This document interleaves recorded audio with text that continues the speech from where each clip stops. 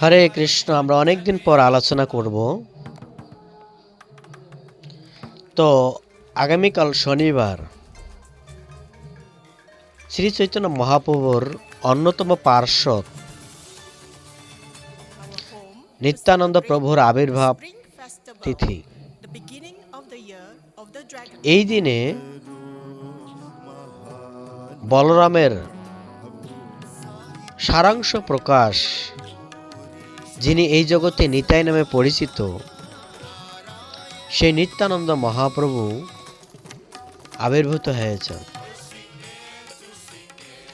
আর এই নিত্যানন্দ হচ্ছেন ভগবানের একজন পার্শ্বদ। এই নিতাইয়ের কারণে সমস্ত পৃথিবীতে এই হরিনাম প্রচার হয়েছেন।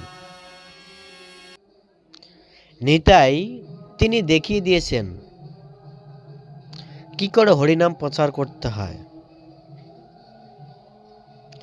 তার জন্মস্থান হচ্ছেন একচক্রা ধাম। বাবা হচ্ছেন হারাই পণ্ডিত। তার গৃহে, হারাই পণ্ডিতের গৃহে তিনি আবির্ভূত হয়েছেন। তো এই 3 দিন ধরে নবদ্বীপ পরিক্রমার আগে একচক্রা ধাম পরিক্রমা হয়। অলরেডি সেটা শুরু হয়েছে, আজকে দ্বিতীয় দিন হচ্ছেন। কেননা নিত্যানন্দ প্রভুর কৃপা বিনা কখনো গৌরাঙ্গের কৃপা লাভ করা যায় না।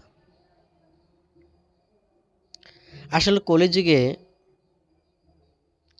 নিতাইয়ের কৃপা বেশি প্রয়োজন। তাই নিতাই কি করেছেন, জাতি ধর্ম কখনো দেখেননি, সবাইকে তিনি হরিনাম প্রচার করেছেন, হরিনাম দিয়েছেন। তাই আমাদের প্রত্যেকের কর্তব্য হচ্ছেন সেই নিতাইয়ের কৃপা প্রত্যেকটা ব্যক্তির কাছে বিলানো। কিন্তু আমরা দেখতে পারি এই জগতের মানুষ নিতাইকে, গৌরাঙ্গকে অনেকেই এখনো জানে না, কনফিউজ। কারণ কি? কারণ হচ্ছেন ভগবানের অবতার দেখে আমরা সনাতন ধর্মরাই কনফিউজ। এত অবতার, কাকে থেকে কাকে ভজনা করব? অধিকাংশই এখন অনেক ব্যক্তিরাই জানে না নিতাই কেডা, গৌরাঙ্গ কেডা। ঠিক কিনা? এই হচ্ছে সমস্যা। আমাদের সনাতন ধর্মটা অনেক